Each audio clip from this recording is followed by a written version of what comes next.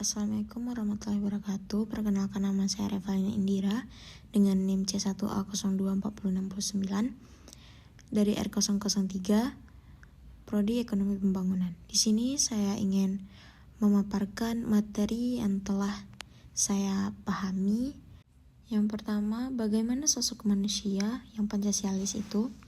Manusia yang Pancasialis adalah individu menjalani kehidupan sesuai dengan nilai-nilai Pancasila.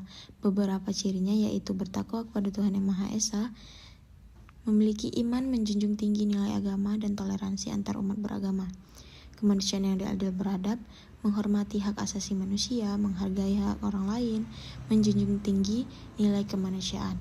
Ketiga, persatuan Indonesia, memiliki rasa nasionalisme, mencintai tanah air, dan menjaga persatuan bangsa. Keempat, kerakyatan dipimpin oleh hikmat kebijaksanaan, mendahulukan musyawarah, menerima perbedaan pendapat, dan menghargai demokrasi. Yang terakhir, keadilan sosial bagi seluruh rakyat Indonesia, adil dalam bersikap, peduli terhadap sesama, dan mendukung pemerataan kesejahteraan. Selanjutnya, perbedaan etika, deontologi, teleologi, dan keutamaan. Di deontologi didefinisikan berfokus pada kewajiban atau aturan moral yang dipatuhi tanpa memperhatikan konsekuensinya. Kelebihannya konsisten dan menekankan keadilan. Contohnya, mengembalikan barang orang lain meskipun kita tidak sedang membutuhkannya. Kedua, teleologi definisikan menilai baik buruknya tindakan berdasarkan hasil atau akibat yang ditimbulkan. Kelebihannya lebih fleksibel dalam menghadapi situasi. Contohnya, berbohong untuk menyelamatkan nyawa seseorang.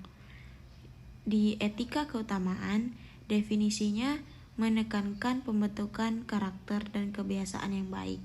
Kelebihannya mengembangkan individu yang bermoral secara alami. Contohnya, seseorang yang berusaha selalu jujur karena nilai kejujuran sudah menjadi bagian dari dirinya. Selanjutnya, makna kelima sila. Ketuhanan Yang Maha Esa menegaskan keyakinan terhadap Tuhan, toleransi, dan kebebasan beragama.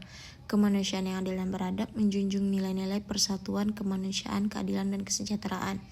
Persatuan Indonesia mengutamakan persatuan dalam keberagaman bangsa. Kerakyatan yang dipimpin oleh hikmat, kebijaksanaan dalam permusyawaratan perwakilan, demokrasi melalui musyawarah untuk mencapai mufakat, keadilan sosial bagi seluruh rakyat Indonesia, mewujudkan kesejahteraan bersama tanpa diskriminasi.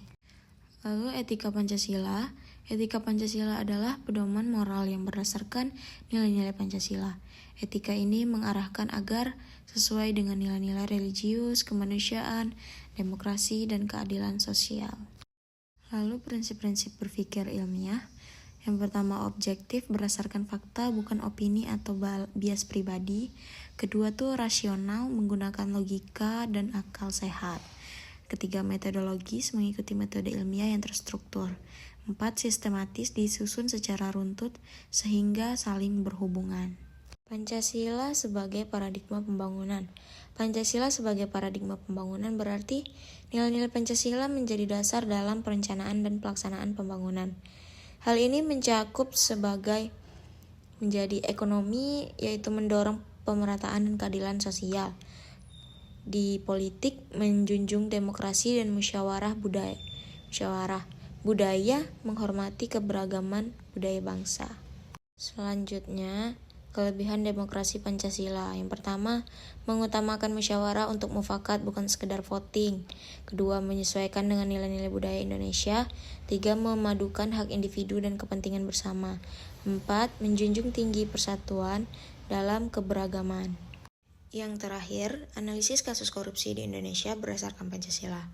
Masalahnya, korupsi melanggar sila kedua, tidak adil. Sila ketiga merusak persatuan, dan sila kelima menghambat keadilan sosial. Solusinya, penanaman nilai moral sejak dini, sila kedua.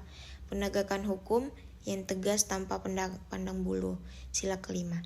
Meningkatkan transparansi dan akuntabilitas, sila keempat. Sekian PowerPoint yang bisa saya sampaikan. Mohon maaf jika ada salah penyampaian. Sekian, terima kasih. Assalamualaikum warahmatullahi wabarakatuh.